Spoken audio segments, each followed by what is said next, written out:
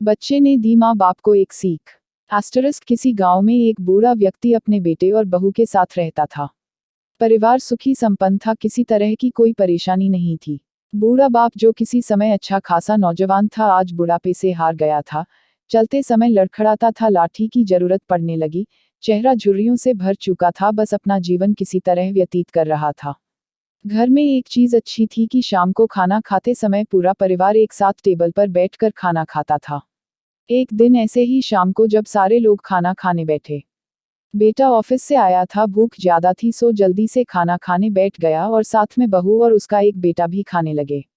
बूढ़े हाथ जैसे ही थाली उठाने को हुए, थाली हाथ से छिटक गई, थोड़ी दाल टेबल पे गिर गई।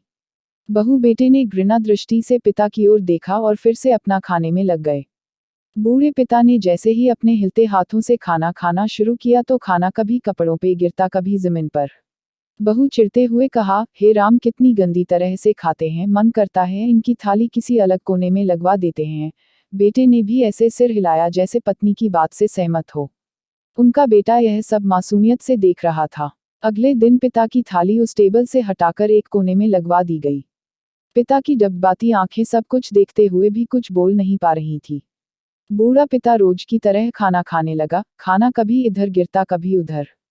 छोटा बच्चा अपना खाना छोड़कर लगातार अपने दादा की तरफ देख रहा था। माँ ने पूछा, क्या हुआ बेटे, तुम दादाजी की तरफ क्या देख रहे हो और खाना क्यों नहीं खा रहे? बच्चा बड़ी मासूमियत से बोला, माँ, मैं सीख रहा हूँ कि वृद्धों के साथ कैसा व्यवहार करना चाहिए। जब मैं बड़ा हो जाऊंगा और आप लोग बूढ़े हो जाओगे तो मैं भी आपको इसी तरह कोने में खाना खिलाया करूंगा। बच्चे के मुंह से ऐसा सुनते ही बेटे और बहू दोनों कांप उठे। शायद बच्चे की बात उनके मन में बैठ गई थी, क्योंकि बच्चा ने मासूमियत के साथ एक बहुत बड़ा सबक दोनों लोगों को दिया था।